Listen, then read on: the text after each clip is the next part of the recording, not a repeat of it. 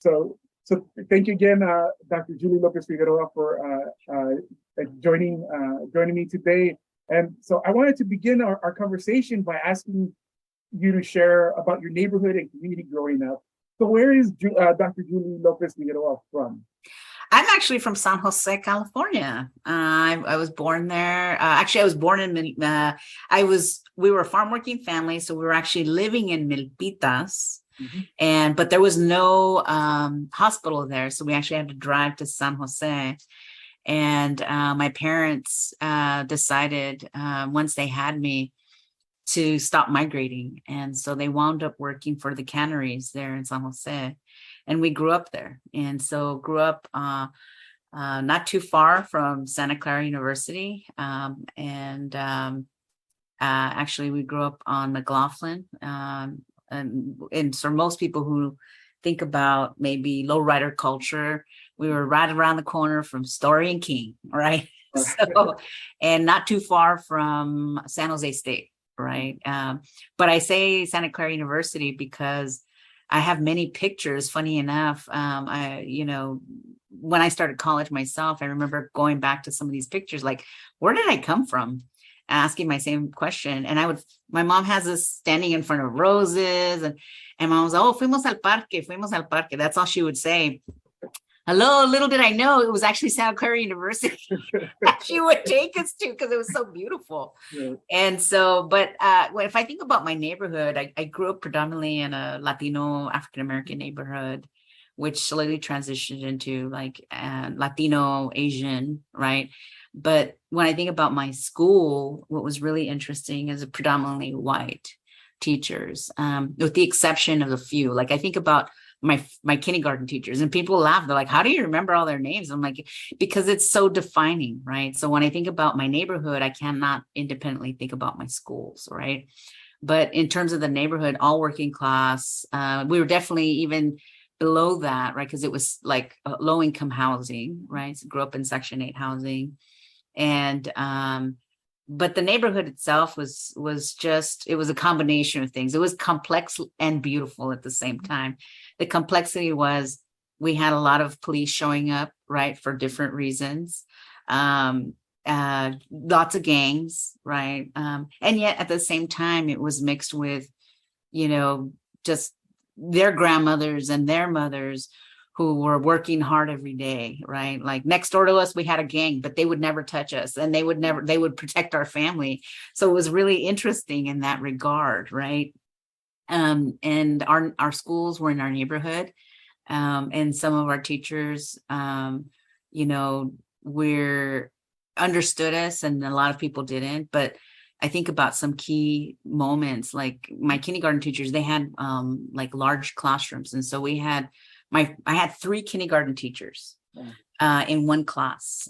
So I had Miss Gallegos, who's obviously Latina, Miss Mackey, who was African American, and Miss Oyama, who was Chinese Japanese. Those were my teachers, right? And so that was my first exposure to like, oh, okay. And then when I think about my first grade, I had this teacher named Miss O'Connor. And what was interesting about her is that even though she was white and Irish, she took it upon herself to learn Spanish. And what was really interesting about her is she would walk through our neighborhood. And by the time I had her, I was the 3rd person in my family to have had her. And it was not uncommon for her to come by maybe twice a month, every Friday, to just walk around our neighborhood. And, or to introduce herself to the parents, or, just, she took it upon herself to do that. And so she got to see our neighborhood. And mind you, when I say our neighborhood, it was probably the edge of the property where I lived, in the apartments that I grew up in, was probably no more than about a 8 to 10-minute walk. So you could do it. And it was a straight shot down. But none of our teachers would ever come to our neighborhood except for her.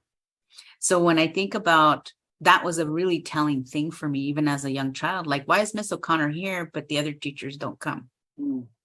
Right. And so we also had early on, we had a police community office, in our school, which I thought, that's interesting. Right. So there's so many things. So, but I grew up in Eastside San Jose, went to Yerba Buena High School, Fair Junior High, and Santee Elementary, right? Which, when I think about that, it's been fun to meet up with people who grew up in my neighborhood. So that we were like, wow, we made it, right? So I think about there's a professor in biology over at Gavilan Community College. His name is Ray Morales. And Ray and I went to preschool all the way to college together. Wow. And then there's a dean in Florida. His name is Anthony Roll. He writes about school finance. I grew up with him. He was ahead of me, but we grew up in the same neighborhood. And so he learned to speak Spanish. So, it's just like all these little different things, but, lots of Latino run grocery stores. I mean, I was probably about 10 years, no, probably close to 15 years ago. I remember it was all Mexicano. And then one day I was driving home to see my folks, and all of a sudden there was a sign like right before I turned onto the street to get to my house that said, "Welcome to Little Saigon." And I was like, what? Wow. Yeah. Right. It was the shift in identity. And I didn't even know that was happening in my neighborhood. So it's much more diverse, obviously. And so that's how I think about it. Growing up in a lot of diversity, growing up in a lot of exposed to different things, probably growing up a little too. I remember being in elementary school and there was a dead person in my mom's garden. Like, it's kind of like that kind of, it's like very extreme. And yet at the same time, my mom and dad were like helping us process, what had happened. And they would always tell us, we can't afford to live anywhere else. But we don't want you to think that your dreams are encapsulated as far as the property boundaries go. So every weekend they would take us out, right? They would show us the beauty of what is, but then they would take us to different places. Like parks were a big thing. Alum Rock Park, Happy Hollow Park, right? They would ask around at their work. I mean, my dad would ask around when he worked at the canneries. No saben dónde puedo llevar a mis hijos, donde quizás hay cosas que podemos hacer gratis. And people would offer like, oh, si llevas a tus hijos acá, van a aprender esto y esto. And my parents dutifully did that. They took you to Santa Clara University Park, right? Yes, con una sandía en mano, unas tortas, un refresco, y andábamos, And they always were encouraging in that, like, dream big. These are our circumstances. Be proud, don't be ashamed, because we're working hard to get somewhere, and everybody's got a place to start, and this is where our place is, here. Sounds like a very beautiful upbringing, right? And then we think about these, what Dolores Delgado Bernal would call pedagogies of the home, right? These teachings and all these ways of reimagining and expanding, right? Possibilities and imagination and so forth. And so I'm seeing a lot of seedlings already about a bunch of beautiful different kinds of things in the household, in the neighborhood, in the community, and also it's changed, right? From the teachers and the educators to the diversifying of the neighborhood and the community and so forth. And so growing up there, Julie, it's obvious that you had a whirlwind of very powerful kinds of experiences. And so I wanted you to share with us a little bit about what led you to become an educator. Wow. Well, I would have not. Well, actually, I should say this. I was going to be an architect. And actually got accepted into architecture school at San Luis Obispo. And that I was dead set on that because I had taken about 2 years of architecture. I had done competitions and I was pretty good at it. Mr. Leong in my high school had said, "Hey, I think you're really good at this. Let's put an application together and send it to San Luis Obispo." And so, and I thought to myself, when I think about my exposure to educators as a young child and as a middle school person and as a high school person, I was like, nope, don't want to do that. and mostly I'll tell you why, because I was a very shy person. And I kept thinking, this is a lot of working with lots of moving parts. You got all these people you're responsible for. So that didn't enter my mind, right? Once I realized where San Luis Obispo was on the map, and this is way back when maps were paper, right? And I noticed how much income we had and what was available to, like, you know, if my parents came to see me, we would have to rent a hotel, or I was like, nunca va a pasar esto, right? And so I let that dream go. And I wound up going undeclared at UC Davis. And it was in between my sophomore and junior year. I got invited by my high school, one of my high school teachers. He wasn't mine, but he was a teacher there. His name was Macario Ortiz.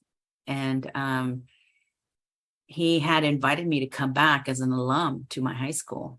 And that was the first time I was like, you know, in front of people, right? And in a formal sense, right? And the whole idea was that I would go and say, here's what you did well, that sent me. And by that time, I was the third person in my family to go to college. My parents never had the opportunity to receive any sort of formal education. I think my mom went up to the second grade. My dad never had the opportunity to go to school. Well, I didn't see them as responsible necessarily for my success. I saw my parents. And so, but I used that opportunity to say, you know, here are ways you could be more inclusive. I shouldn't just be the exception. There should be more people on a panel. It's not just me. And so they didn't like that too much, right? Because I was saying, you know, you could be more encouraging, you know, and there was only one faculty member that really taught me what the potential of educator was. Again, I didn't have Mr. Ortiz. I had this person named Ana Musumeci, who had gotten me out of special ed. And so even though I was tested, right, and was put into special ed, she found a way to get me out of special ed. And that's a story for another thing. But that's when I realized, wait, so how do people use their teaching as an advocate, right? I didn't have any of those words at that point, right? I tell you this whole thing because when I realized it's a combination of Miss Musumeci and what you can do, there's that part of it that led me to open me up to be an educator. It was the idea of being in front of people to exchange knowledge in a way where it could shift or expand our thinking, including mine. That was really interesting to me.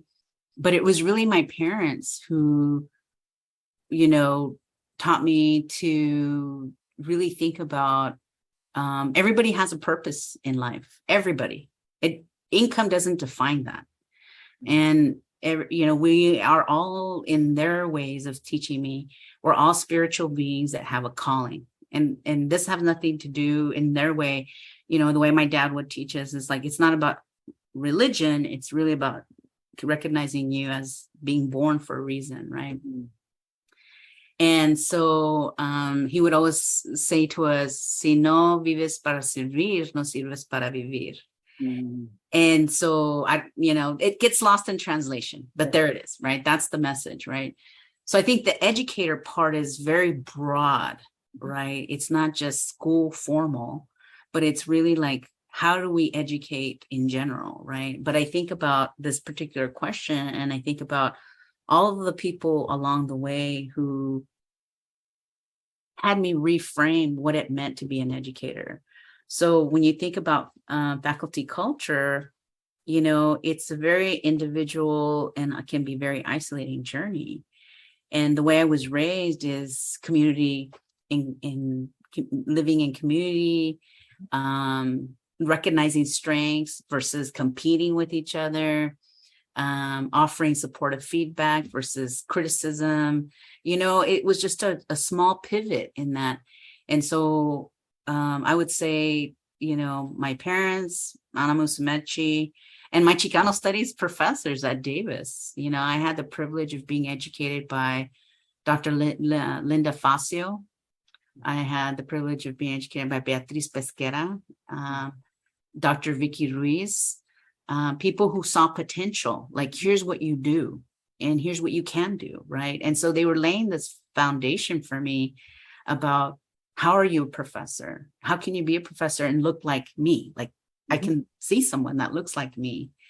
And so it was all these little influences that showed me that when I have the responsibility of facilitating learning, I don't need to stand up there demanding respect, but I can go up there and confidently offer support and hopefully some way of saying, there's a reason you're here, and let's connect with that purpose. And so that's a different standing, because we're not trained as faculty to do that. We're trained as faculty to assume that we will have the respect, and that there's a lot of assumptions about how we connect or don't connect with students that didn't gel with my sense of self and how I was raised. And so it was really the facilitation of watching so many different people and saying, yeah, I like how they're communicating, or I like how they're treating people, or how they're recognizing the humanity in other people, yet still advancing knowledge. And I hadn't seen that. So that possibility on so many levels influenced me to be an educator. Wow. Thank you for the thorough explanation, and then specifically also some of the influences in what we would say nowadays, right? The shouting out some of those early models for faculty and so forth. And so you began to share about your experiences through higher education, and what led you then to end up as a university professor? Wow. I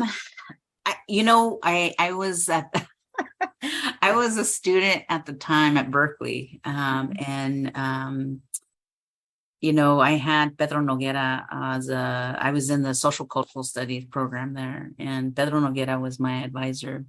And Pedro was a person who taught high school and was a university professor. So he was very much about the community and did other things. And so I think that he kept expanding how I could be a university professor. Like, I could be part of the community. I don't have to be just here, right? But my first experience, I remember so my main advisor, so Pedro Noguera was in my program, but as he had left before I graduated, but before he had left, he realized that, I was interested in higher ed, and he did urban policy, urban schools, but he was my shared advisor, but he went ahead and had me transition to Eugene Garcia. And Gene at the time had Latino eligibility study, and long story short, that's how I got entryway. But just as I had 2 years to go, he said, Julie, I can't let you graduate with having teaching experience. And I was like, oh, I'm sunk. Because I could research like nobody. Right. I could go to the library stack, leave me there all day, I'll get you your answer, right? And he goes, nope, you're gonna have to be in front of the class. And I was like, oh. I broke out in a sweat. I was like, I remember that day so clearly. And I said, okay. And so I taught an intro class to Chicano studies there at Berkeley in ethnic studies. And I remember, like, here's the thing, and here's the funny part to me, right? I got my degree in education in social cultural studies, and I never even knew how to write a syllabus, let alone a lesson plan. Okay. I could do conference presentations, but I didn't know how to translate that, the presenting to shifting to say, how do you teach, right? Because sometimes when you watch new faculty even do their job talks, they'll sometimes do the job talk like a presentation at a conference. And teaching is a whole different thing, right? A lot of things happening. So thankfully, I had a couple of friends who were teachers before who I could like, what do I do? Right. And then Jean was like, here's some syllabi, look at what they have to do. Go ahead and call the folks over in ethnic studies, ask them if they can share the previous syllabus with you. And so I did it. He helped me with that. And my friend Anne Marie was like, okay, here's what you do. Here's what they call a lesson plan. I was like, okay. And so I said, so week by week, I kept meeting with her, but just being there, right? Like, I didn't know what to do with myself standing in front of all these people. And you're responsible for not just that, but you're responsible for building the energy that it takes to get from 8 to 9:50 or 8 to 8:50. And now it was horrifying. But you know what? I thought after the first day, I thought, I think I can do this. And what I liked about it, I wasn't thrilled about being in front of the class, but what I was thrilled about was learning from them how they thought about what we were reading.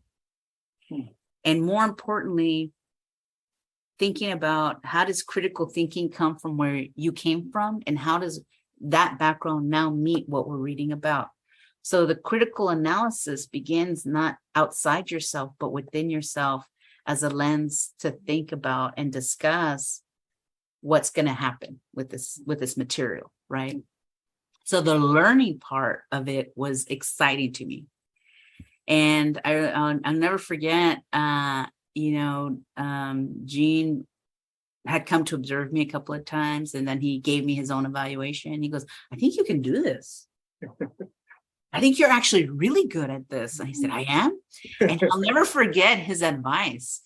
He said, when I first started teaching, I got my teaching evaluations, and one of the evaluations I read had, it said something like, if it was the last day on earth, I would love to be in this class. And Jean was like, I got it. This is awesome. What a compliment. And then he saw a little arrow and he turned it over and it read, because every day feels like forever. Right?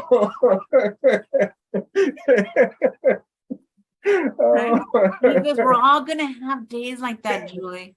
Right. But if you continue being a learner, guess what? You just get better and better and better.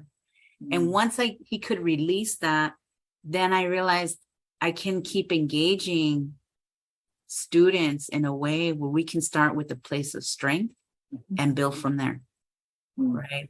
And, I think because I was in special ed early in my life, it was very confusing to me, I loved learning, but I hated school. And I thought to myself, all these different experiences, if I could provide a different experience for students in that first time I taught, then maybe I think this is what I want to do. And so that's how when I applied, there was one job in Northern California that year. I said, I'm a gambler. Right. In a sense, like, nothing venture, nothing gain. I can only go from here. And so I was shocked when they said, we have a job offer. I was like, really? Okay, I'm going. But I always knew I wanted to have that combination of, because I've always had a foot in ethnic studies and educational policy. So that's how, being in ethnic studies at Sac State was a perfect fit for me. I still get to do both. Wow. Thank you for sharing that, Julie. That's where we were segueing to as well, just in regards to now becoming a faculty member and so forth. And can you talk about some of your evolving work, as a researcher and as a scholar, as it pertains to, the broader kind of landscape of your scholarship? Well, it's funny because I didn't know I had a scholarship.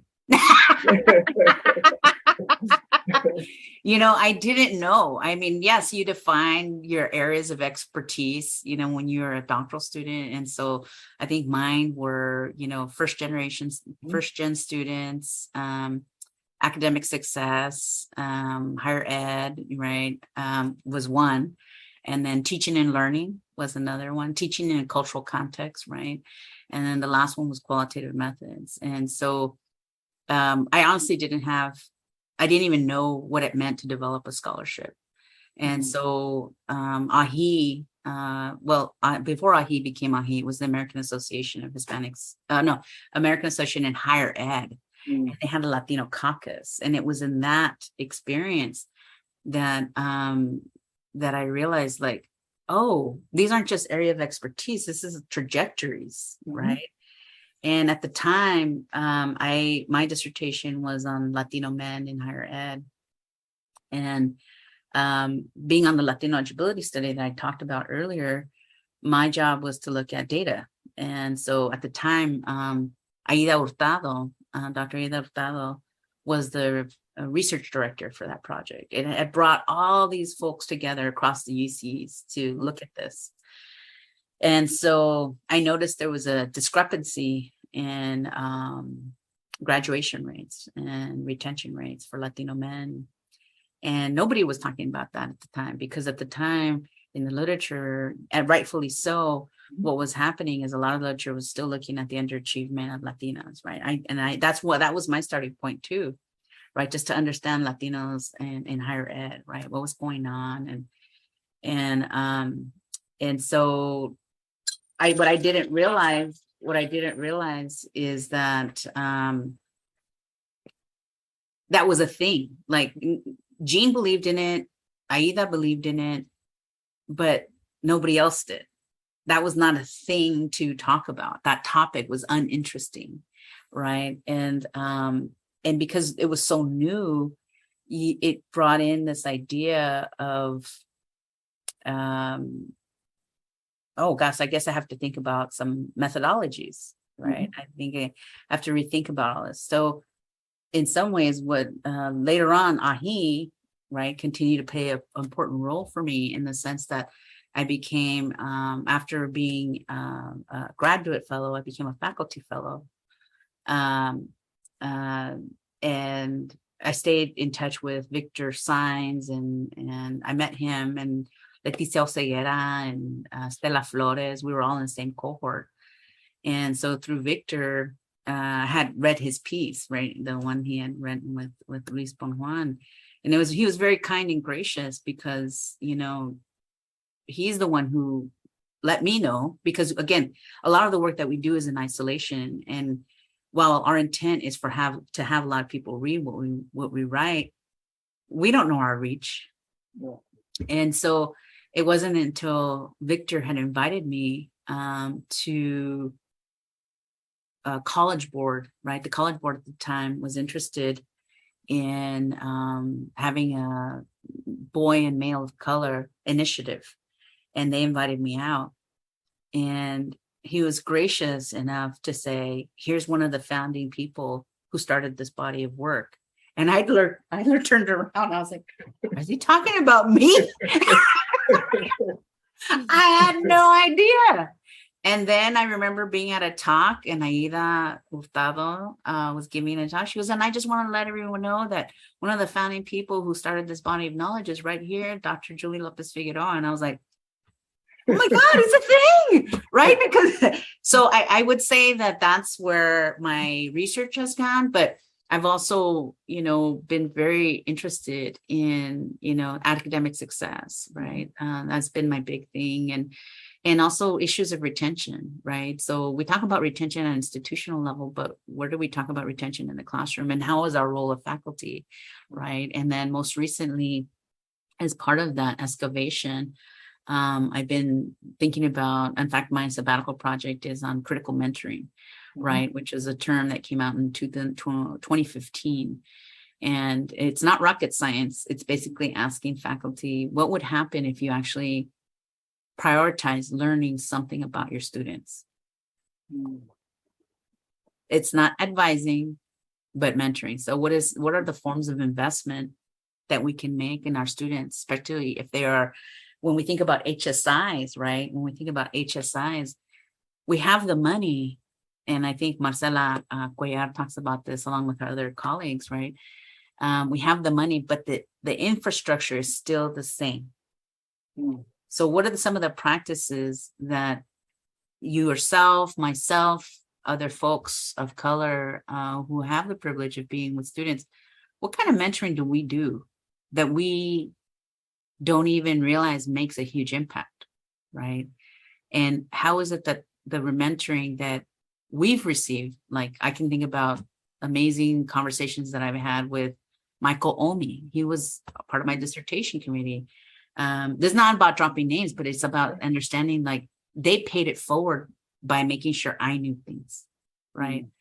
And you know, and so I'm interested in interviewing them and then them selecting junior faculty that they mentored and having a dialogue, like what are the things that we can learn about mentoring first gen students? That is a simple practice for anyone that is working at a HSI, for anyone that has to work for a junior faculty member. Wow. It's such powerful stories, and then also just the connections and then the layers that are embedded within the networks of connections of people and mentorship relationships. And while we're talking about mentoring, we'll come back to that conversation a little bit more specifically. I did want to ask you also about what you see right now in the present moment, right?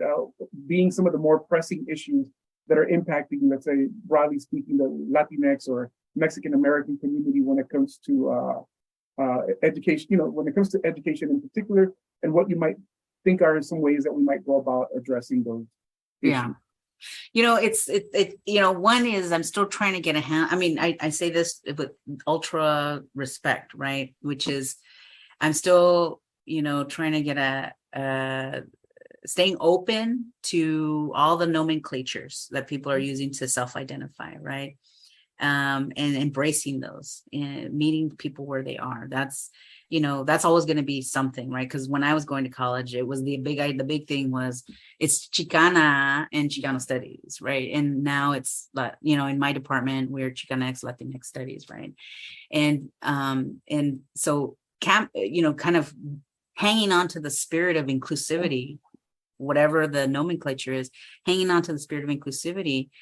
Really, at the end of the day, the issue continues to be the same, which is how as a population do we find our space in universities and understanding, right? And so we've made many attempts, right? With the passage of AB 1460, right? We have now more reason to hire faculty of color, right? To fulfill that particular need. But the other part is, so sense of belonging for faculty, for students specifically, right? And still, there's a really interesting study where, and when I say sense of belonging, it's not about, people talk about it in a variety of ways. I'm talking about the ways in which Eric Day and Silvia Hurtado are talking about it, which is it's not about the numbers, it's about the infrastructure to integrate who we are into, right? And I'm saying when I don't teach, I'm a social scientist, right? But why is it, and I teach GE classes, so why is it that some people may not know certain things? Like, when I have students tell me that they're engineers, I'm like, great, welcome back to what we used to do. Right? And they're like, what are you talking about? I'm like, suspension bridges. Right. That was not a modern invention. Go back. Look at the indigenous groups that created that science and technology.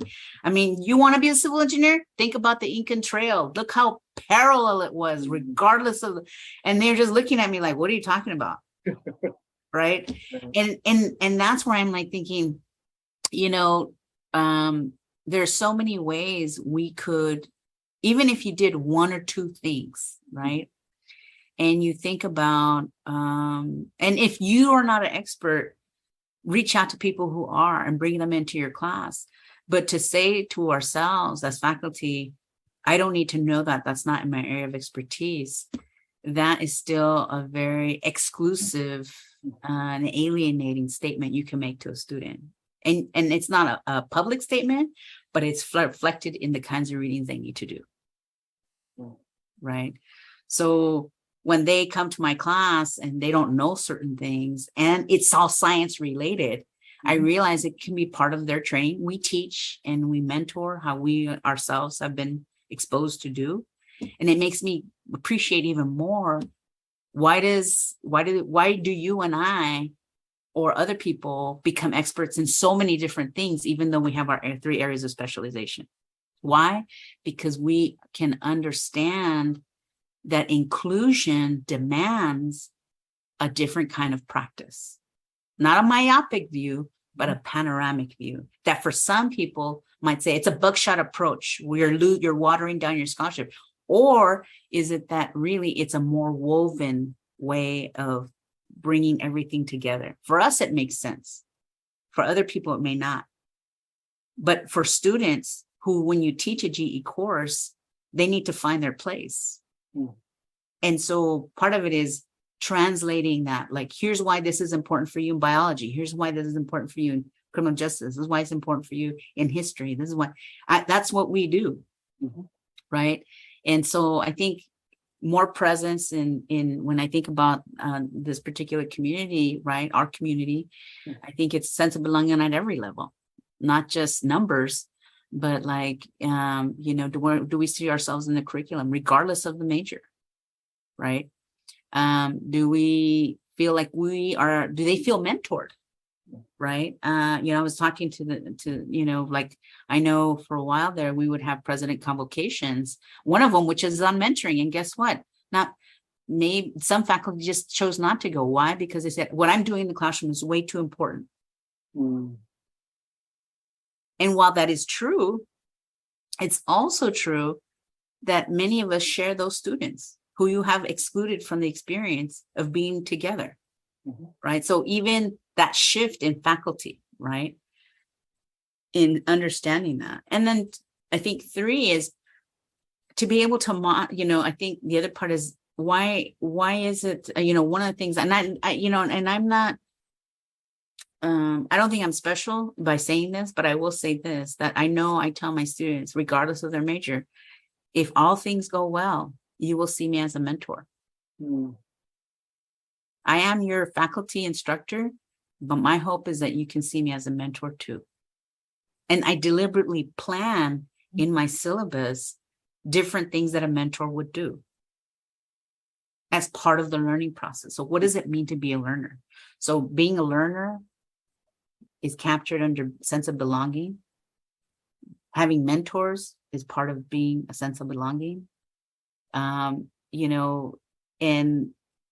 to me, when people, this huge thing about retention, right, and graduating, right, when people will say, oh, our numbers are up, or right, that may all be true, right, but when you talk to students at the end of this chapter or this station that they have been at for a while,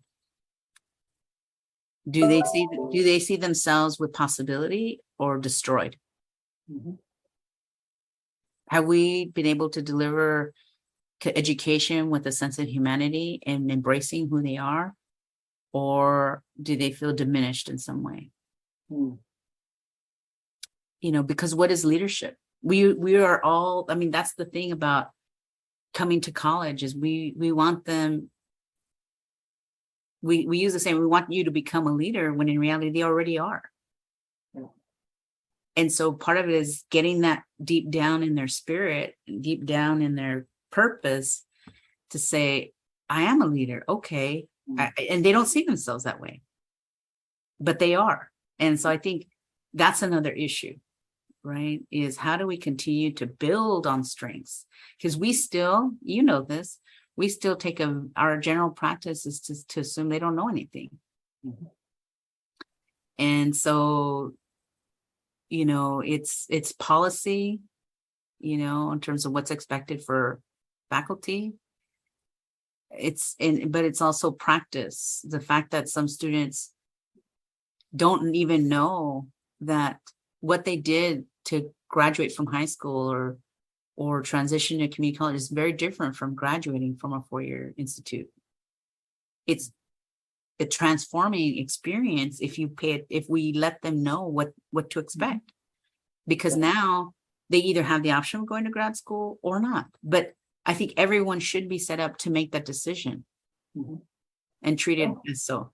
And so, I think it's so many things, but to me, in my sense of how I see things, right, it's and I'm not, this is not a complaint. It's more of like an observation, a self-reflection, where I see myself doing a lot of life coaching.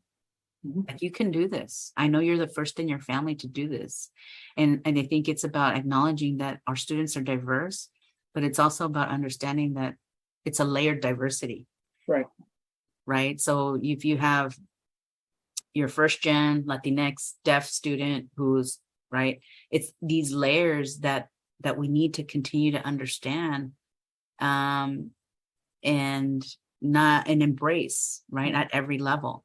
Not just staff will take care of that. Oh, go to that center.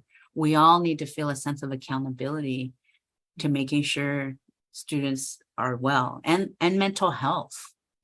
Mental health was always a thing, but we didn't have that verbiage when I remember, I'll say this, I'll share this. I remember when I went to Davis, I was freaked out by being there because it was mostly white.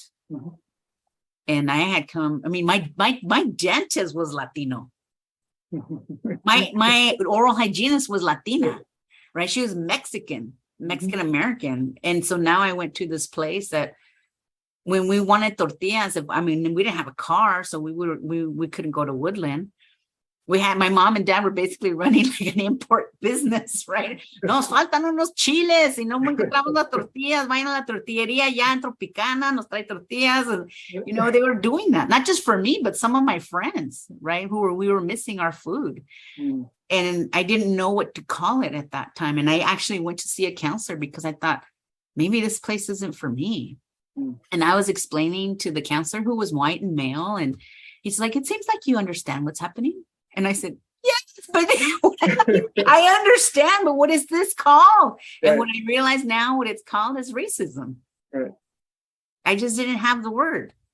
Right. And I didn't understand, like, how is it that the only people I see now that look like me are very, like, it was so small, Pedro, that when it was my junior year, I was in a sociology class. And I looked over and I looked at this woman who is now my friend. Her name is Rebecca Diaz. I'm like, you're new. Yeah. You know what I mean? So that's and acknowledging that, like letting students know not to internalize that so they can keep dreaming. So that mental health component is really important, to be sensitive to that and to just dispel that. Like, this is not for you to ingest. This is you to let go of. Like, yes, these things are real. It's not crazy. You're not being paranoid. And so here's what we do in response. We excel. We build community. We reach out to people. If this person doesn't know the answers, guess what? Somebody else will. So you keep moving. We share strategies of how to make it through. If nothing else, what I try to do for students, when I think about need, is how to navigate in a way where you can hold on to your sense of humanity as you go through this process called college. Wow, some powerful words. Along those ways, right, in your journey and navigating these elements of just socially isolated, or calling it racism, if you want to name it, right, as you suggested. You obviously, your lived experience has been critical, and you've shared different ways in which you've incorporated some of those bits into the classroom.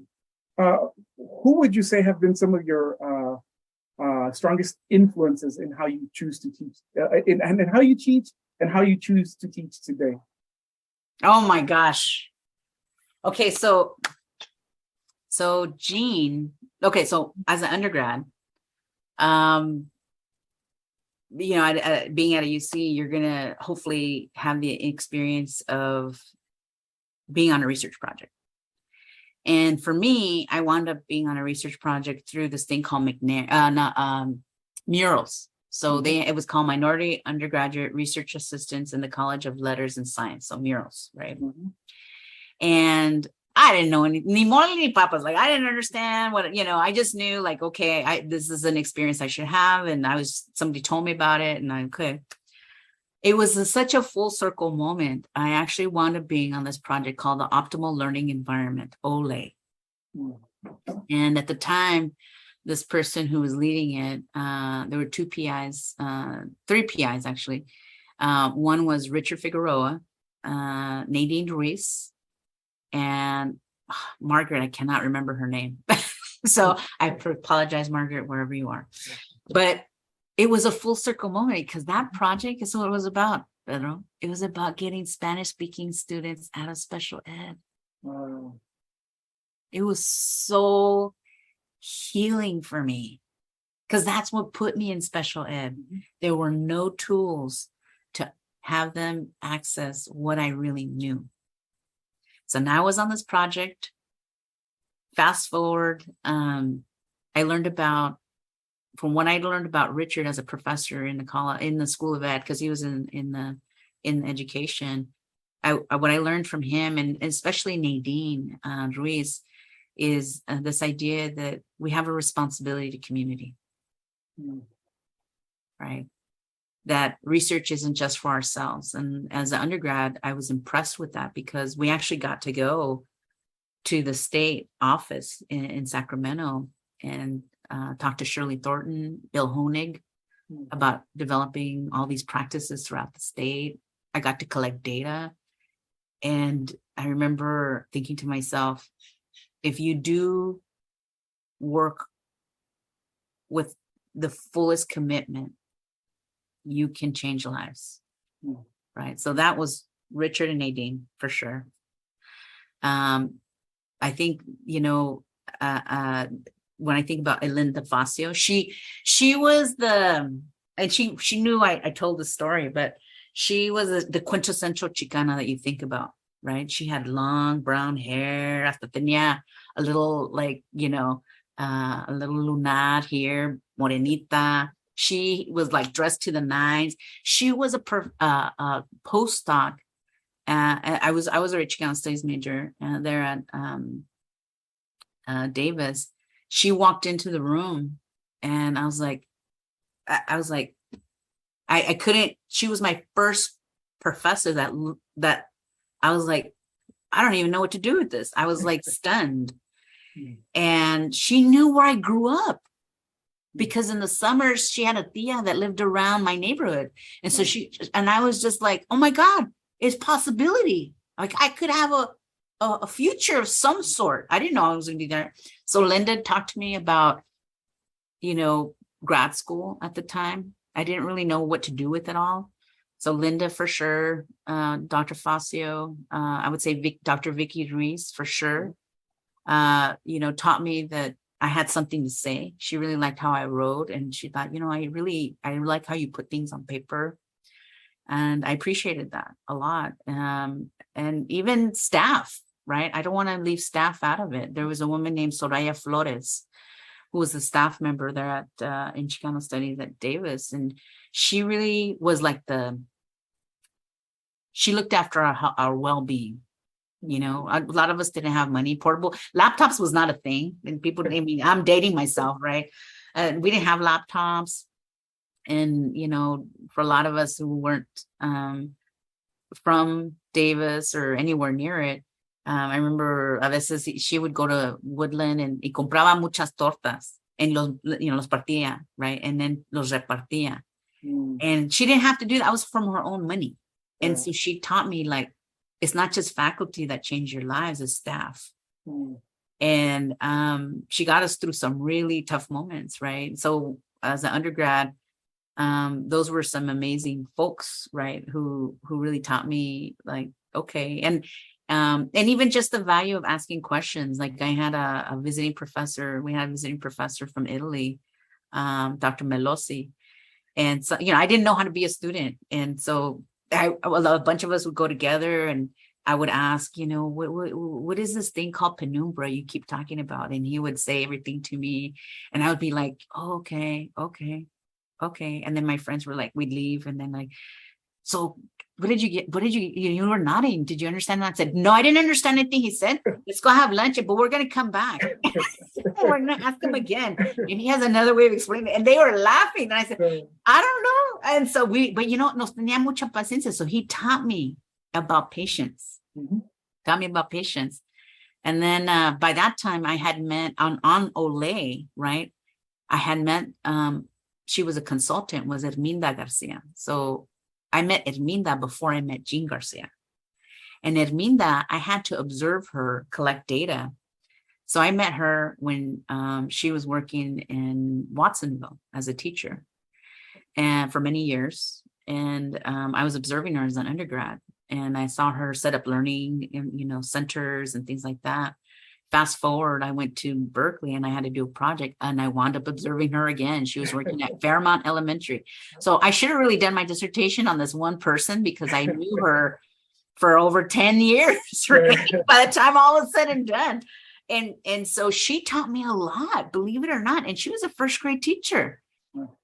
She taught me so much, and it's funny because people think, oh, you're higher ed, but I would say when I realized I became as a pipeline scholar. So to really understand what's happening at the graduate and graduate level, undergrad and graduate level, I actually went back to kindergarten. And I started understanding what happens to students.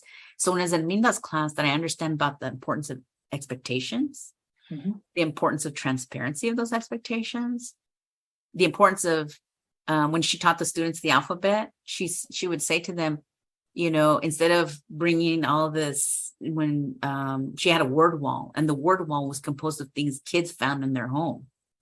So there you would see, a dulce from Mexico. It starts with the letter T, tamarindo. And I was like, and for her, when I really learned about her, she was an award-winning teacher. And so when I came to observe her in my own mind, I sat in the back. She goes, oh, no, this isn't what you're going to do. You're going to do this. And here's what, I'm bringing you 10 books to read about what I do. And I said, so wait a minute, you read books? She goes, yes, I'm a practitioner. I read theory, policy, and I reflect on my practice. And I was like, I had never met anybody like that. So Herminda has always influenced me in such a pivotal way in thinking about how do I engage undergrads? Because I teach mostly undergrads. I have taught graduate students, but the lesson is still the same. Everybody wants to feel valued. Everybody wants to feel like they have something strong to contribute, that there's some home knowledge that they can locate and bridge to what we're learning. I learned that from her. Right? That there's theory, that there's a reasoning, there has to be a rationale, not just like, I don't feel like it. That's why I'm not going to do that. No, she needed to know what theory did you read? And so I learned that from her. And then of course, people like Michael Omi, Aida Hurtado, my colleagues, Ann Haas Dyson, different folks like that taught me about these different aspects of like, how are you going to be a scholar? How are you going to show up? And how are you going to keep pushing forward the caliber of your work? Right. So even though, for instance, in 2009, I got an outstanding teaching award for in my college. It's like here's my dad's response. ¿Y por qué te dieron ese premio? De todos modos, de trabajar así. And I was like, oh. And that's how you get humbled. Right? Why are you getting an award for something you should be doing anyway? That's right. Right. And so I think there's a lot of influences, but I think, I still talk to Aida a lot for mentoring. I still talk to Jean. I still talk to Pedro every once in a while. I reach out to Michael Omi and, because the mentoring never stops. You have tenure to go through. And, I feel like I get mentored by people that are even closer to me, like, Gloria Rodriguez, and even yourself, it's not chronological age, it's experience. It's the diversity of experiences that you realize I got something to learn from this person. Yeah. And so speaking about your award-winning teaching and so forth, Julia, I wanted to ask you, what are some pedagogical tools that you use in teaching? What does Professor Julie's classroom look like? What's happening in your undergrad or general ed classroom, or any of the other courses that you might be teaching? I learned this from Gloria because, she does educational leadership, but I also learned this from different folks along the way, which is expectations are everything, right? So I had to learn. So when I think about how do I set my students up and ourselves, right? I remember two things as communication is really important. And, I came from a generation where, where at some point at night, there was nothing on TV, like literally nothing. You'd see the rainbow stripes going down. Like, okay, TV's over, right? Right? Or the phone is connected to the wall, so you have to stay there. So I come from all this stuff, right? And the cell phones did not exist, and dialing a number, who does that, right? You push, right? So I come from, it's all that helps me realize, like, how do I acknowledge the fact that my students will always generally be the same age, but I'm getting older. So that's one thing, right? But the other thing is understanding too that, no amount of degrees is going to get you the respect of people. You have to have the common decency to saludar and to welcome people and to be authentic. And that didn't come from my training, right? But that is who I am in this space, because what is teaching and learning if not building relationship? So that's one.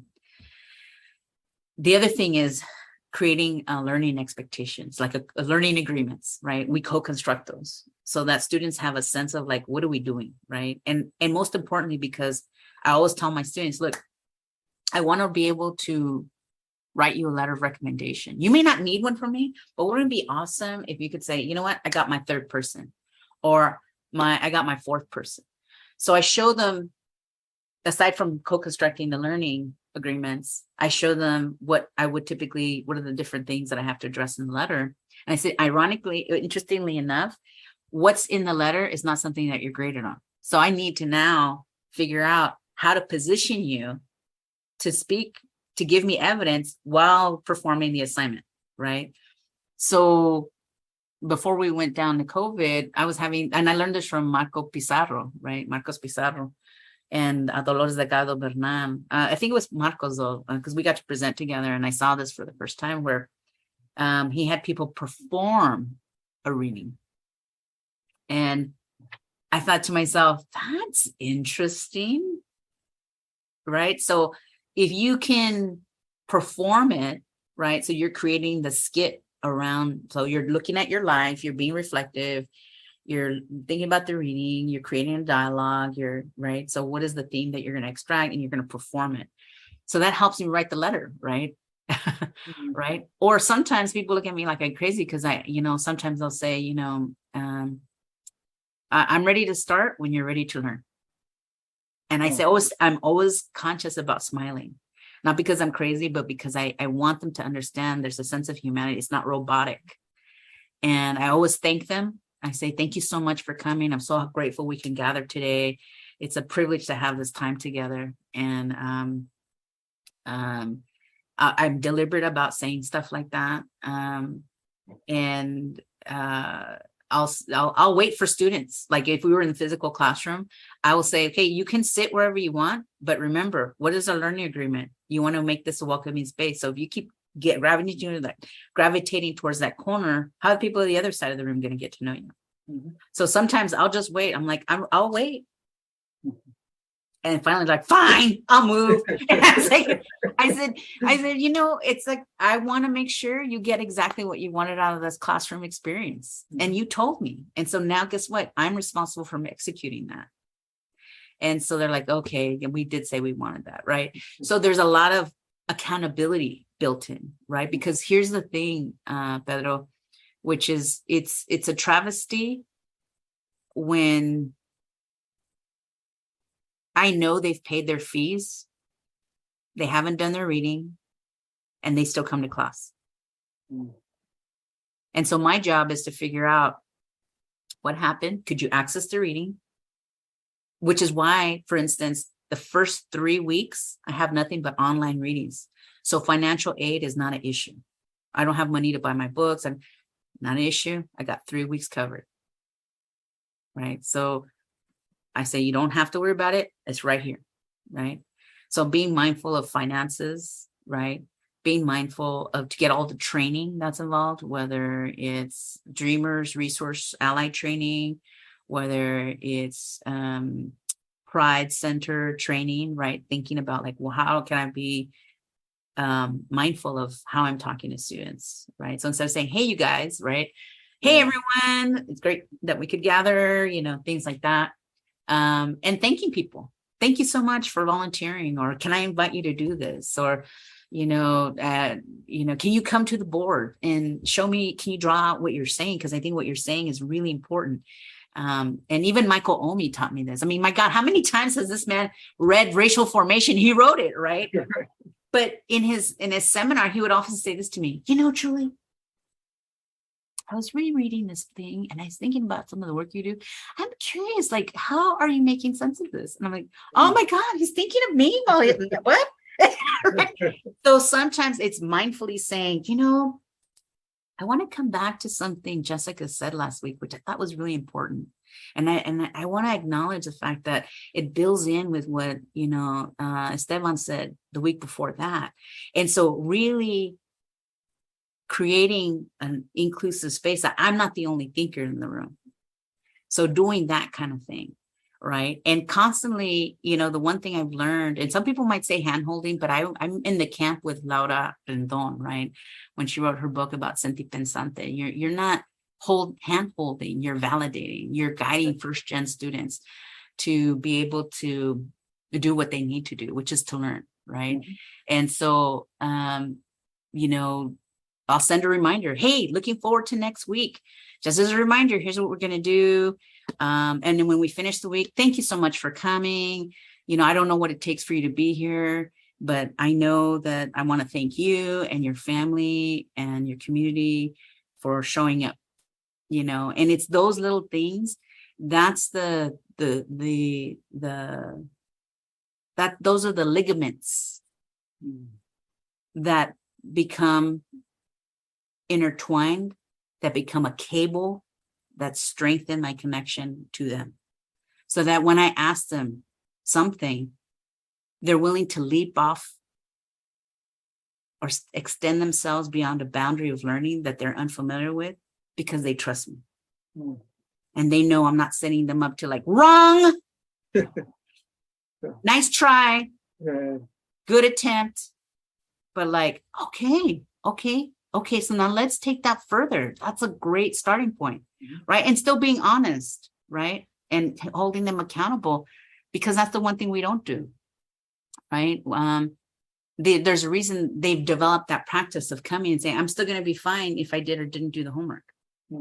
And it's because we don't say to them, or I'll use my I statement, I don't remember learning until I started teaching, that students need to be reminded we're partners. We are partners, and we're going to be partners for 15 weeks. And your success is my success. And so when you think about when I think about who I am in the classroom, there's students who don't like that. It's kind of like if you ever watch that documentary, Declining by Degrees, it's this idea of like, I don't bother you, you don't bother me, right? And so students always laugh, because they even now, years later that they've graduated, they'll come back to me like, I remember what you said. I'm like, what did you say? What did I say? You don't pay me to ignore you. And it's true. I say, you don't pay me to ignore you. So you will, and I always tell them, sometimes we have a 7th week, 6th week, we have a check-in, and I'll say, what are we doing well? What can we do better? And I'll say to them, I said, there is no worse, there's nothing much more powerful and violent than silence. Mm. And the fact that you all are compelled to be silent, sometimes I don't blame you. It came from somewhere, but I want to let you know that I don't want you to internalize that, because I know you have something important to say. And they don't even think about it. Like, they just think that's respectful, not saying anything. And in reality, in college, we want dialogue. Get into groups, do this. But we didn't heal them from this habit they developed, right? It mean that I remember a long time ago, she would teach me that, like, you have to have wait time. And I'm like, wait time? What is that? And I started instituting it in my classes. So you'll see me doing wait time, where I'll throw a question out and students will just sit. And I said, I believe in wait time. Here's what wait time is. And we all process things differently. And so it's okay. And so I will stand there or be on Zoom, and I will make sure I'm conscious of what my face looks like. Because sometimes, faculty, we're not conscious, and we look at our students like, I'm excited to be here, or I'm waiting for your response. When I am waiting for a response, I'm usually like this, as calm, as open as I can reflect on screen or in person, right? To just remind and send that message. Learning is about vulnerability. Mastery comes through vulnerability. And a grade is not just a grade. What we're doing is bigger than this grade. What we're doing is securing who you are, to know who you are, right? And so I think those are the things, some of the practices that I've learned along the way, and just releasing a valve by saying, sometimes you don't know what you don't know, because you don't know that you don't know it. Because we make a lot of assumptions about, well, you should know this by now. You're a sophomore or junior or senior or super senior. And in reality, who's going to tell them that? Right. Unless it's somebody who understands that journey, right? And you don't have to be from the same background, but you have to be mindful, right? This is the whole critical mentoring part of it, to understand that, sometimes our students, if something's wrong at home, they're not going to be in the classroom. So when they come back, what's the first thing they say? Well, did I miss anything important? Mm-hmm. Which I always tell them, day one, please don't say that. Instead, what I want you to develop a habit of saying is, I was taking care of it. And this, I always tell this to students, anyone who's met me, if you're absent, my assumption is you're being responsible somewhere else. Mm-hmm. And so what can we do to make sure that you're where you need to be? And sometimes I'll make up extra assignments, because sometimes the most difficult thing is to go back to make up an assignment. So I create an assignment. I said, okay, in the 2 weeks, here's what you're going to do. Right. And they'll do it. And so part of it is it's just multi-layered, Pedro, and I'm still learning. Yes, I'm honored and humbled that I got that award, but it just lets me know in a small way, I'm going in the right direction. But here's my bigger compass. If I can have somebody like you, Rebe, Francis, Gloria, remain connected to other people I've mentored. If I can have all of you in my life, I must be doing something right. I must be doing something right. You're doing many things right. So I was going to ask you, Julia. So a big component then also just about teaching and pedagogy is this notion of stories, right? And the stories we tell about in our research and also in our teaching. Why would you say stories are important, or would you say stories are important? Well, what kind of stories do you tell? You know what it is I think I can go back to like when I was a kid, Mhm. when you build a connection, right? And think about like, even like I remember as a child, being with my mom and dad and wondering, well, why don't we have grandparents? Like our neighbors are going to their tia's house. We don't even have that. Like, where are our cousins? What happened? Right? And my mom and dad told me a story, right? And it gave me a sense of understanding about place and space and possibility, right? And I think that's always the case, right? So to me, I think about a story or lived experience or a lived narrative, right? As equally as important as data, equally as important. And oftentimes the lived narratives that we get the privilege to hear or tell, um, you know, aren't always appreciated in formal institutions like higher ed. And so sometimes our students don't know that maybe what their story that their abuelita told them is important because they didn't go to college. And when we know good and well, like I remember taking Vicky Ruiz's class, and I remember, coming home from high school. So two different time periods, right? I was in high school, and the only thing I had read in my history class was, about how Mexico got sold for a cheap rate to the United States. That's one. And how that was it. Like it was like a small little paragraph, and yet, Jefferson and Lincoln had like, it was all this stuff. And I was like, wow, okay. So, and then, it was just very confusing to me. Like, how do you show up? Right. And how's your story told? Right. And the power of the storytelling, because that's what was happening. Right. And, my dad showed me his bracero card. Of course, I didn't know what to do with it. I didn't, whatever. So he started telling me about his bracero card. And then fast forward, I'm in Vicky Ruiz's class, and she started talking to us about braceros. I was like, oh my God, a connection. I get it. I came back home. My dad told, and it was like, it gave me a sense of footing. And I think that's the telling of the lived narrative is a cultural practice. It's an intellectual practice. It's a spiritual practice. And it's the way in which we create relationship and community, right? When you think about the construction of knowledge, right? Well, ours was destroyed when conquest happened. So even more importantly, then you consider the value of telling lived narrative, right? And how important it is to have a perspective. Like I don't know if you like, there's a Native America is a documentary, and in one of those segments, they talk about the Florentine Codex.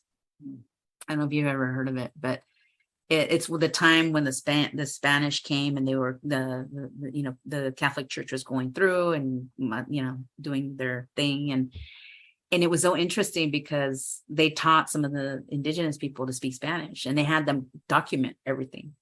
Well, on one side they documented in Spanish, but on the other side they documented it in their own language, and they said, "Listen, people, they're killing us. They've infected us." They're like, "Oh, okay, and they would write it exactly how the priest wanted it in Spanish, and then on this other side, they said like, "Here's the truth telling about what's happening." And I thought, boom. We are always about making sure the lived narrative was captured. The integrity of our soul rests on it. Possibility rests on it. When I think about the people doing 23andMe, and they're like, oh yeah, my gosh, my ancestors came on the Mayflower. I'm like, we can't tell that story because of conquest, right? And so the lived narrative, the narration is everything, right? It's everything, because sometimes for whatever reason, our lived narrative people don't know how to give it place. And so, I mean, I remember Dr. Vicky Ruiz, when I was in her history class, it was dynamic. She would come in, she'd have the whole, this is the time of chalk, okay? And you would have like a 10-foot wall with just a chalkboard. By the time we got in there, she had it completely covered in time periods and events. And she'd finish, she'd do this, and then go to the podium and just wait for everybody. She goes, picture this. It's 19 something something. Or picture this. It's 18 something. Just let me read to you what happened. And I was just like captured.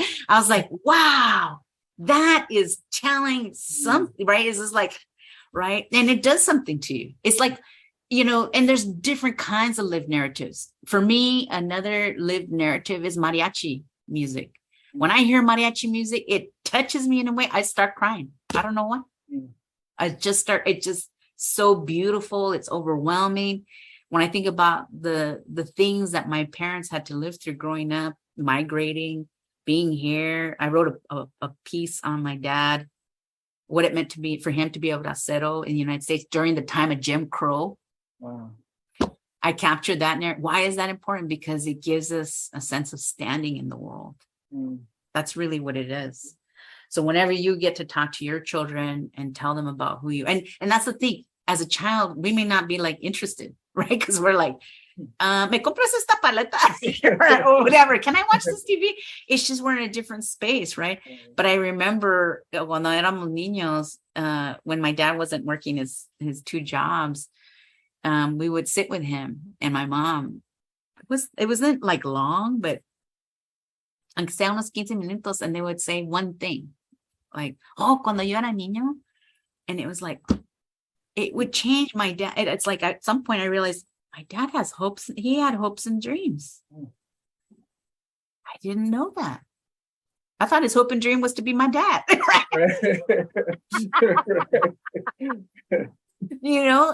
I think that's what it is you begin to just appreciate at the end of the day cómo se consiguió la vida. Yeah. And so along those lines, then, Julie, I wanted to ask you then, you've been an incredible mentor to me and to countless other folks, right? And so along those lines, I think I see you as a wealth of knowledge and a wealth of having a wealth of knowledge and also just a wealth of experiences. And I know that you deeply value mentoring and working with students and faculty, right? Can you share about your approach to mentoring and mentorship? Yeah.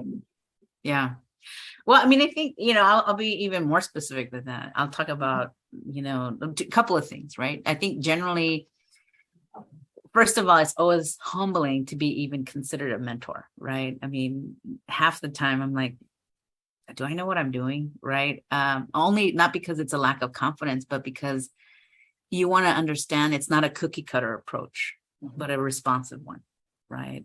And so you're doing a lot of listening, right? And also sharing some lessons learned at the same time, but still balancing out for like one who's respecting the other person, right? And,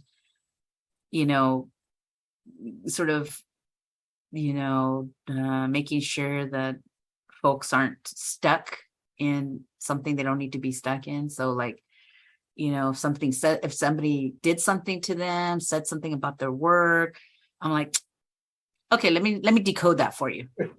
Right? They're crazy. They're not a visionary. They don't have, you're right. I was like, and it's all truthful, right? So I always say, if I always tell students, you want to do a research topic on that? Nobody's thought of it because why? There's so few of us. So keep doing that, right? So I think if anything, especially, when I think about AHI and what they've done, I really have tried to follow their model, right?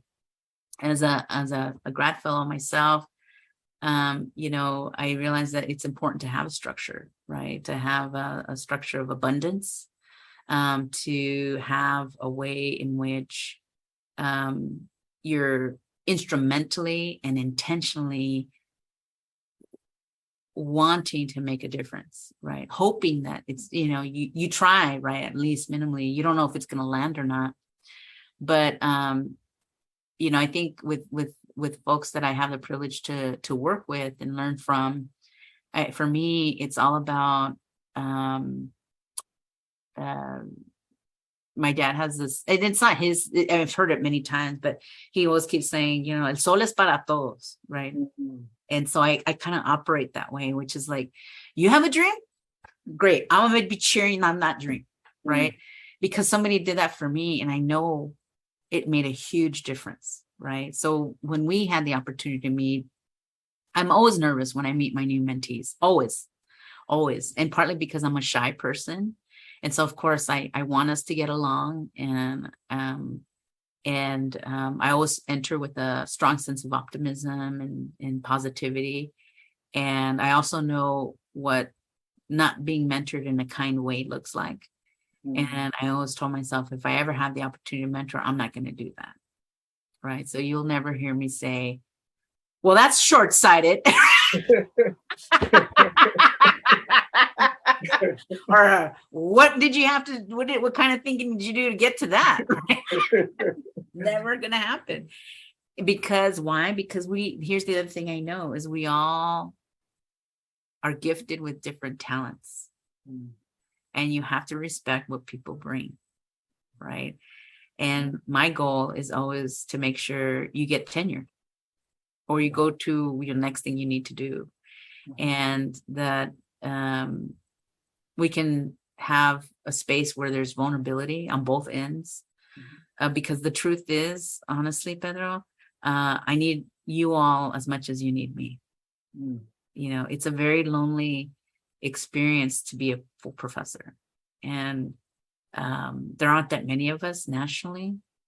But even as a junior professor, I was the only Chicana in my whole college as a faculty member.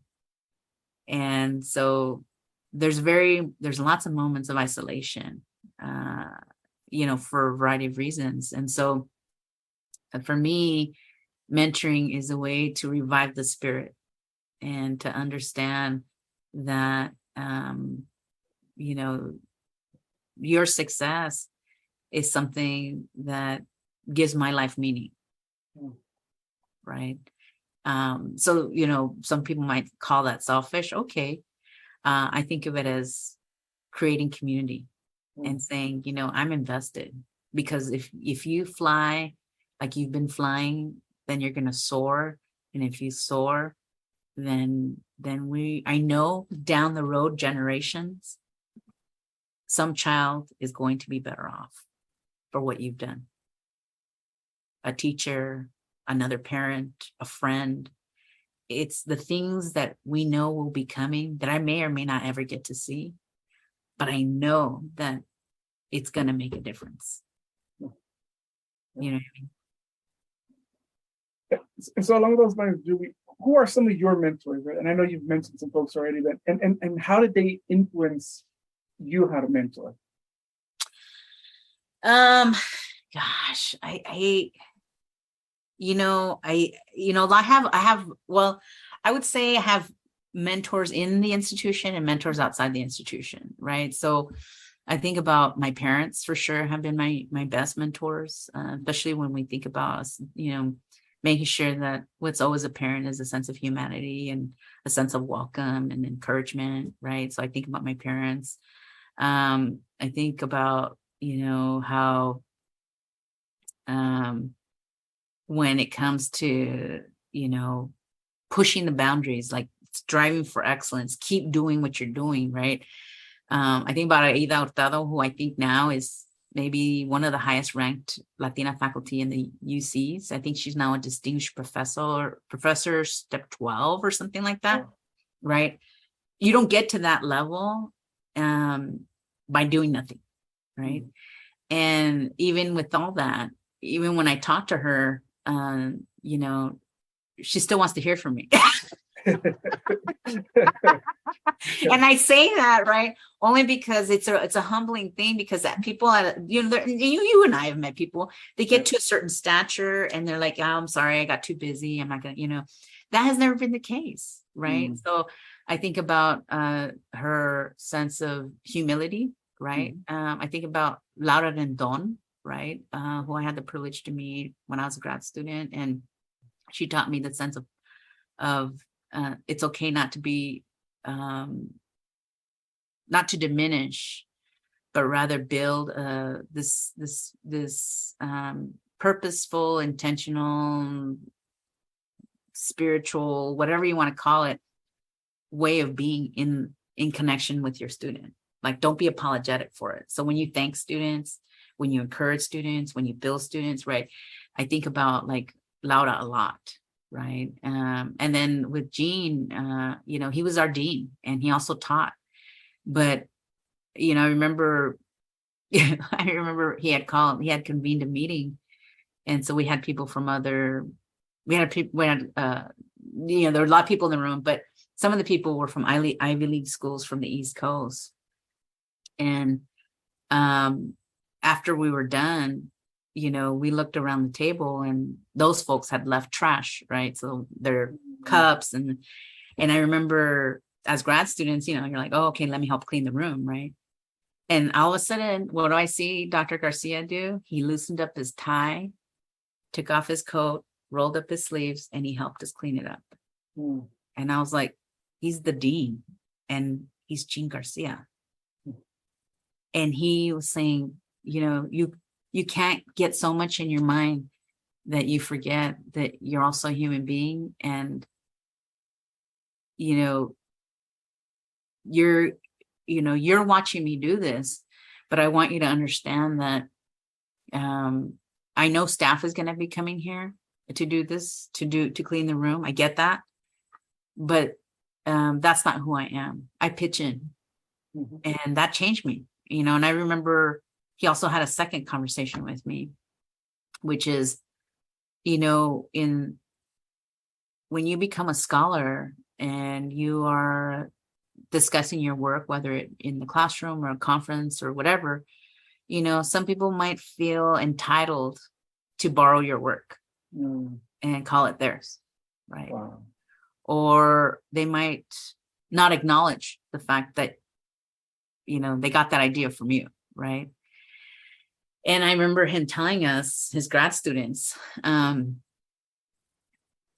that go.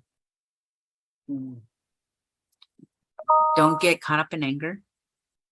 Keep producing the work because they only have the shell. You have the heart of the work. Because you're putting in the time to build it. And I was like, okay. Right. So that was really helpful because it released me. Right. And then also being generous. I remember when I got this job, people would always, when I was in grad school, people would always tell me, oh, if you could just write the way you talk, your work would be so much clearer. And then I started understanding what did it actually mean to have a faculty position. And I realized tenure required me to write. And I remember I was like, my mom taught us to believe in La Virgen. And I said, Virgencita, por favor, cúbreme con tu manto, por favor, ábrame los caminos. I want to publish, but I don't know how to do this and this and this. Yeah, I was just like, oh, I want to keep my job, because as a farm working kid, you're like, stability? What? Yeah, I don't want to throw the job away, right? Right. Within that week, guess who called me? Gene. He's like, listen, Julie, how are you doing? And I said, fine. We had a little check-in, whatever. And he goes, okay, this is what I'm really calling. I got a call. I have to write this chapter for a book. I don't have time, but I knew you could do it. And so, but they need me to still be listed. I'll be listed as a second author. You be first because I don't need this, but I still need to be present. And you're going to take the lead. This is what we're going to do. And I was like, okay, this is the answer. Okay, I got it. And so he's on, here's our timeline. I'm still traveling. I got to do this. So I had to work around his schedule to check in. So I did it. And then he was generous. Wow. Right. So I learned generosity. And I, in that experience, I would say I also learned humility because what I didn't realize is that one of the two editors for that book was Daryl Wing Sue. Right. And he read my chapter and just the way he talked to me, he says, oh, and he goes, I hear, tell me a little bit about yourself and just to making the space. Right. Cause I thought, okay, we're going to talk about work. So I told him really quick who I was and whatever. And he goes, oh, I read this particular section. Can you pull it up? And I said, okay. I guess when you talk about this, this, and this, might I suggest perhaps is if you're open to it, I want to send you, there's a couple of citations I'd like to share. And I said, oh, okay. And he goes, yeah, it's this term called microaggression. And I was like, okay. Because it might be helpful for your work. So go ahead and read it. And when I started reading, I was like, oh my God. But he was extending me the grace. Yes. Right. And it was only like a 10, 15-minute interaction. Right. But it was so defining for me. Mm. Right. I didn't know who he was, obviously, right? Now it's a thing, right? And right. So, but and then Danny Solorzano, right? Danny, oh my gosh, I don't even know where to begin. Had I not gone to Berkeley, I was going to go to UCLA, and Danny was going to be my mentor, my advisor. But he had called me and he told me up front, look, Julie, I'm having a dry spell. I'm not getting any grants right now. And I should probably have something in, maybe, next year. And I said, oh, okay. But fast forward, he was part of the Latino Eligibility Advisory Council. Mm-hmm. So I remember I had to set it up. And I said to Danny, I said, Dr. Solorzano, I announced what was happening and whatever. And I said, I don't know if there's a possibility of actually meeting you, but I would like to meet you to just thank you so much for just not making me feel guilty for choosing Berkeley. And sure enough, he met me. I couldn't believe it. I was sitting, and you know what? From that day, all the way up to my becoming full, he's always been there. Mm. And he's like, I believe in your work. I believe in what you're doing. That was his message to me all the time. I believe it. I believe it. I believe it. So much so that I started believing it. Yeah. So it's these different ways of modeling, right? The modeling, right? Even Laura Rendon models, right? It's Aida models. I mean, there's so many people, but I think the most consistent ones, like, are those folks, right? And then, of course, I have other folks who are non-academics that teach me about humility, right? I mean, the truth is, Pedro, and I mean, you caught me on my writing day, so I didn't get all gussied up for this. Right? It's my writing day. This is what I do, and sometimes I wear things that, I'm wearing my Cal shirt just to get like, okay, this is, this is what I'm gonna do, and but only I'm a professor. Right. The double consciousness that everybody talks about, right, is real. I mean, I walk every day, and sometimes, I remember years back, I was walking, and they had closed the main section of where people would typically drive. So now they had to come into the neighborhood where I walk. And so I happened to be walking, and somebody yelled out of the car, hey, don't forget your pine saw when you go clean those houses. Oh. And I knew they were talking to me, right? Because everybody else was around who was white. But what they don't know is I'm from Eastside. I could just let that thing come off me, right?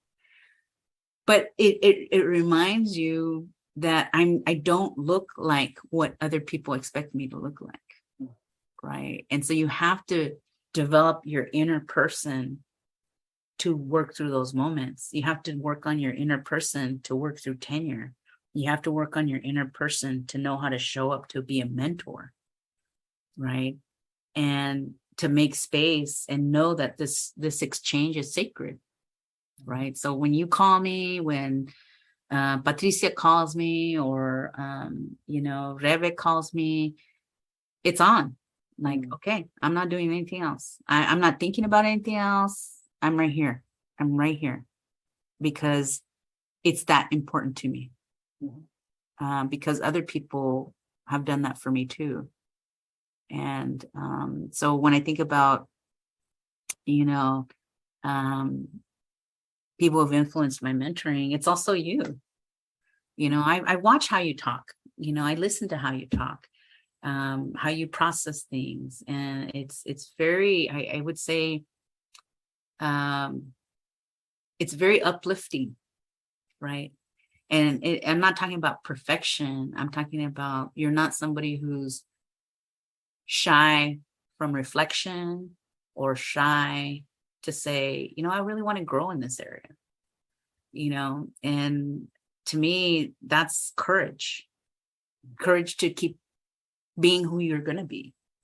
And I can't think of a better way or role model for your children, because as kids, we watch everything. How is this person going to respond? And even then, just the humanity that you can have the willingness to just say, okay, here's what I did and said, but here's what was really happening for me now that I think about it. And, as faculty, you don't hear that. Yeah, as a grad student, you don't hear a faculty member say, I'm gonna apologize. It's like, did I say that? I think you might have misunderstood me, right? So I think that, when I think about, my, who also mentors me. I mean, I know my role, but I think, if you're really a mentor, then you're also really a learner, right? More than an expert. And I would say maybe your expertise is built on learning, right? And so, I really want to thank you for all the lessons that you teach me about, community, about leadership, about compassion, and humor. And laughter, because we don't really laugh in higher ed. We just don't. We think that's for the happy hour or something else. But to be able to do this, right, and be faculty is a big thing. I mean, people laugh when I say that, but sometimes I'll be in my office and I'm laughing with my students, and I can't even tell you how many times people will knock on the door, and what do you think they're going to say? You're having too much fun. Are y'all really working? And it's because, they take out the humanity of it. People respond to humor. It diffuses the situation. And so I just, I appreciate that. I appreciate that from you, and just the way you show up in the world. And just hearing you say that, Julie, and just in the conversation that we've been having, it really makes me think about this sense of belonging, right? And I think about, what you've mentioned in terms of the humanity, in terms of, the ways in which institutions oftentimes, they weren't constructed with us in mind, right? And so I think about in many ways, the power of laughter, right? The power of community building in those ways, and the kind of the uniqueness and the kind of, in some ways, the purifying aspect of laughter, right? Like in these places where we're not supposed to necessarily laugh. We're not supposed to find joy. We're not supposed to be, let's say, happy, right? And oftentimes we're not, right? But then we have these spaces and places where, just the joining of people and the coming together and the laughter in many ways can be like liberating, and it can make you feel lighter and even in this little corner, at least you can kind of recreate and reconfigure the space in a way sometimes that even if it's temporary, you might feel like you can at least fit, for a moment. And so, every time that I have conversations with you, I always come back to that I always feel like I've laughed a lot. I've found a lot of joy, and even the conversations that have been difficult that we've had, right? I think we always find time and the space for that. And so I wanted to ask you along those lines, Julie.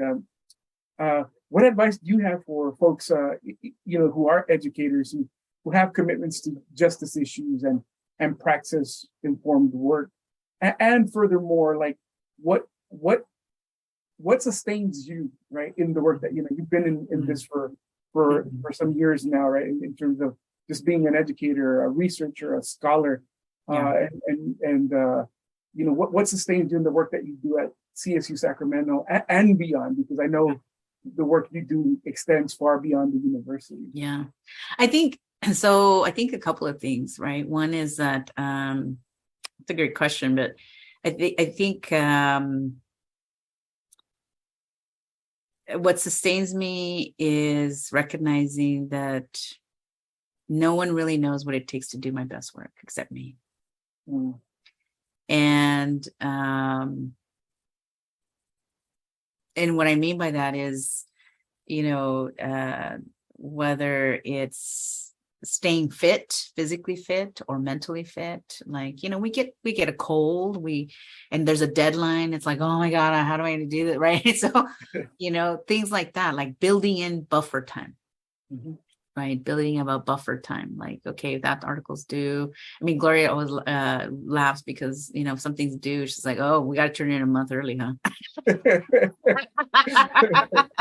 Right, but I also build in that buffer, to make sure that I have time for whatever life is going to be there, right? So they have an adjusting time. But so in order to do that, one of the things I had to get that I think is a big self-care act or sustainability, a practice of sustainability, is to say no to things. Mm. And that's very difficult. When I had shared earlier that I was the only Latina faculty for 6 years at my college, everybody came to me. Mm. Can you be an advisor? Can you be this? Can you be this? Can you do this? Can you do? And while it's an ego thing, like, oh my God, all these people want me to show up. What's going on? Of course, it's like, I'm like, calmate. You have a review period that's coming, right, and you already know how you're feeling about the writing, and you don't even really, your contract is still drying, right? And so having a sense of discernment about what to say yes to is huge. It's huge. And so in that process, I think what's equally important is to extract your ego. And I understand some people say competition is good, and I get that. That's fine. If that's what, and there's nothing wrong with believing that. That's just not my approach. My approach is, I want to live. I don't want to exist in this thing called professorship. I want to live it. And it's a privilege to say that, because I think about professors who, whether it's Ernesto Galarza, whether it's, Elisa Facio, what did they have to do to become professors, right? And so when the saying the no means that I can have writing time and learn, what does that writing time look like? Like, how do I know I'm writing something good right now? How do I know I got that perfect sentence that will now be the kickoff to an article? That all takes time, right? And so if I'm presenting and doing all this stuff, it's not that I say no to everything. It's about having a sense of discernment about what I'm saying yes to, and is in alignment with what I need to get done, right? And I think so that's a hard one, because there is always going to be somebody to try to convince you why you should do it. There's always going to be somebody to convince you that if you say no, this could go very badly for you. Even though they don't use those words, they sure make you feel that way. And so the self-care comes in with saying no and developing sentences that say, I really appreciate this opportunity. The timing is not right. So come back to me, and so doing those things is really important. And also, figuring out, right, taking time out of the day to, I don't know, just whether it's walking or, I have this whole, and let me just be very transparent and say that,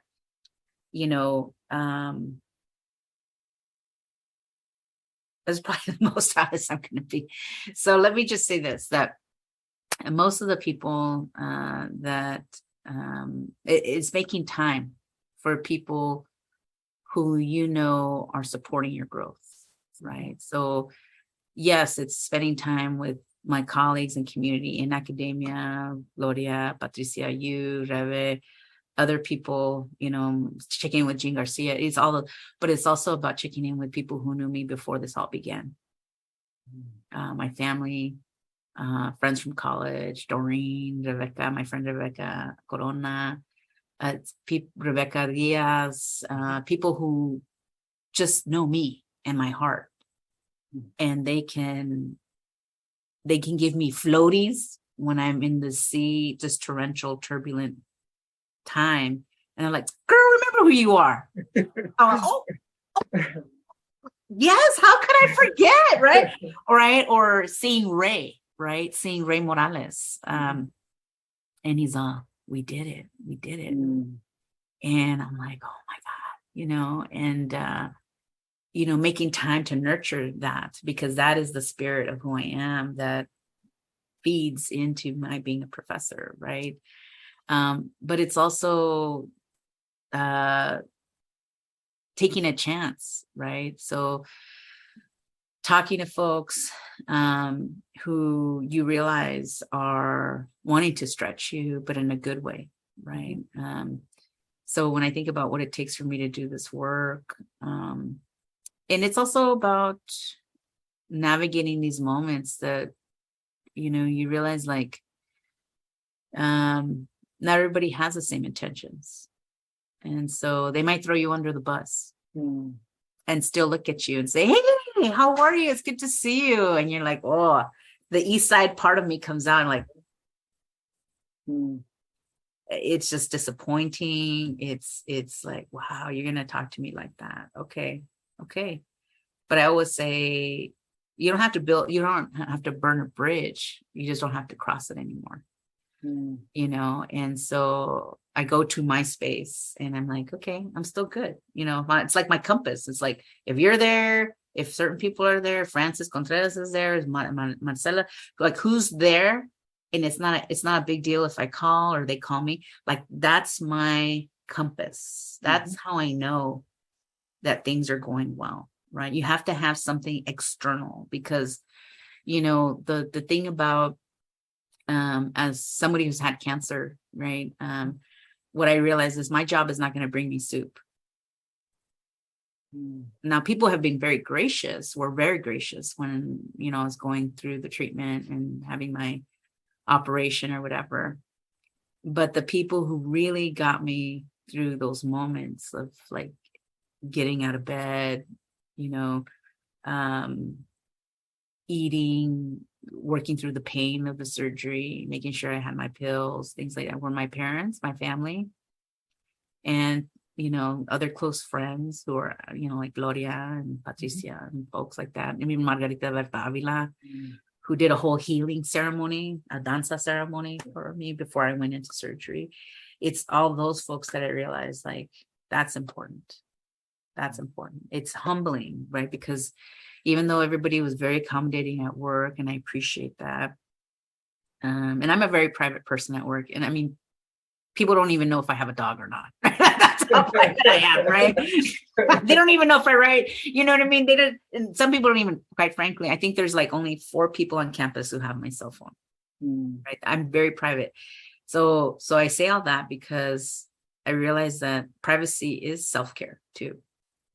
And so I've had to, like, if you look at my signature line, I will say, email will be responded to Monday through Friday, ending at 4 p.m. And it took me a while to be okay with that. But then I realized, like, I'm just communicating what I need, and you can be okay with it or not, and just having, so I think what sustains me is getting out of my head. And yes, I have a PhD, and yes, I took, como que dicen, it took a lot for me, like everybody else, right, to get to this place. But the last thing I'm not going to do is settle for mediocrity, right? So striving for excellence is so important to me. So when a junior faculty tell me, well, they said I only have to go for 2 articles by the time I get tenure, I'm like, okay, so you're going to go back to sitting in the back of the classroom? Or are you going to go back to, that's, now we have a choice. Right. Now we have the ability to dream big. There were laws in place that didn't allow us to do that. Please don't respond with mediocrity. What is it that you can do? And so I think surrounding myself with people who aspire to a level of excellence that makes sense for them is who I want to be around all the time, whether it's excellent parent, whether it's an excellent neighbor, a friend, a colleague, a scholar. There's something amazing to watch, but to be able to make time to witness it is the other thing, right? And so time is a great resource. I protect my time a lot to the extent that it's possible. Sometimes it's not. I mean, when I was a program director, it was very busy. I think at some point in my career, I was on like 10 committees in one semester, for like 2 or 3 years, and I thought, enough. Can't do that. I can't sustain it. Yeah. Can't sustain it. And it's not good for me. What is it about? Sometimes I tell Gloria, do I need to be this busy? And I mean, the chapter that we wrote in Patricia's book has a list of things that we wrote up there. Like, we were just joking around one day, but it was like a list of self-care things. And understand, because we were also processing, like understanding that somebody else's crisis is not your crisis. Health and well-being is the most important thing. Si tú no tienes tu salud, no tienes nada. And when we know that, right? I mean, I was rear-ended in a car accident my first month of work at Sac State, and I was having a terrible time sitting up, right, and having control of my arms because the nerve damage that was I was healing from that, right? And then it was like, we have to type, and so it's very humbling when you're not in that situation where you can do that. And so I would say time, for sure, making time to witness excellence, be part of something, saying no, for sure, and saying yes to things that align with who you are, not just, and hopefully what you do, right? So like, if it's something for camp, I'll do it because I'm a pipeline scholar, and I'm also somebody who, grew up in a migrant family. So yes, it makes sense for me to do that, right? And also reaching out to people, I remember, David Perez? He's at Ahi.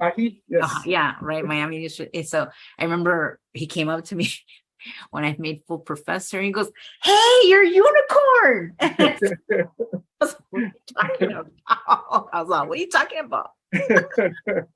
And he's like, "You know how many people get full professor?" And I was like, "I didn't really know that." And now I do, and I realize it doesn't make me special, but it makes me more determined to see more people. And so in order to do all that, to have my master plan come into effect, it means I have to get everything right? I got to eat right. I got to exercise. I got to be in a positive mood. I got to commit my responsibilities. And so I could say, yes, Pedro, I can meet you on Monday. Right. That it's intentional. And not everybody understands that. I mean, and that's the difficult part. But you have to be self-assured that it's okay if they don't understand it. It's 100% okay, because the people who understand it, that's all that matters to me. Right. And the other thing, the last thing I would say is stop ruminating. Sometimes things happen at work, and whether we might say to ourselves, "Oh, I wish I would have said this to them," right? I wish I would have responded this way. Or we sit with something that happened that was maybe disrespectful, or we just think about it and think about it and think about it. And it's like, not worth it. Because guess what? They've done. "Oh, I just went, I had a beautiful weekend. I had this," and you're like sitting with it. Yeah. And I've had to learn to undo that habit. Right. And yes, it's reflection work. So we might do that for that reason. But the thing is, we have to learn to kind of coming back to this notion. Uno también se tiene que desahogar. Yeah. You got to let it go. Mhm. Immediately let it go. Like, okay, I heard you. I had this experience. I got to let it go because I have work to do. Yeah. I have a purpose to live out. And so, doing that kind of stuff is important too. So just being very clear. So. Okay. Well, thank you so much, Dr. Julie Lopez Figueroa, for just making the time and just dropping so much, as the young folks say today, dropping so much knowledge and in terms of just navigating this very kind of intricate and on the one hand simple but also layered and complicated world of just being an educator, in particular in higher education, but more than anything, just giving so much of your corazón to so many of us, and in terms of your time, in terms of your mentorship, in terms of the cariño. It's totally, it's really heartfelt in terms of how many folks you've supported and helped navigate through the pipeline. And so, I just want to thank you again for making the time and just showing us love. I'm super grateful, and I'm super appreciative of all that you've done for me. I know I wouldn't be where I'm at if it weren't for you, and you're part of my crew of helping me navigate and support. So I thank you for that, and thank you for sharing just your time and wisdom. And we'll share this out as well for other folks to learn and hear from this. Yeah, and if I could just say one last thing, I really do want to thank you for this opportunity, because it's a privilege to be able to share out loud experiences, right? Live narrative. And I wouldn't be able to do any of this really if I didn't have, if I wouldn't have met you through AHI, right? I met you, Pepe, and Reve, and it's been more instrumental than I even know, that I'm discovering every time I have the privilege to get connected to junior faculty. And so keep doing what you're doing, Pedro. You're creating and extending trajectory of excellence and offering that to anyone who else wants to be on that same ride. And so keep doing that, Pedro. Keep being you, because you're changing lives just by showing up, just by walking in the room, just by, you believe it or not. It's sometimes there are no words, but just by you showing up, and Rebe and Pepe and other folks, Patricia, and you all are doing some powerful work. So thank you so much for everything that you do as well. Well, thank you for the reminder and for modeling it for us. So thank you again. Thank you. It's been a pleasure talking to you, and we'll be in touch soon. Absolutely. All right. Sounds good. Take care. Take care.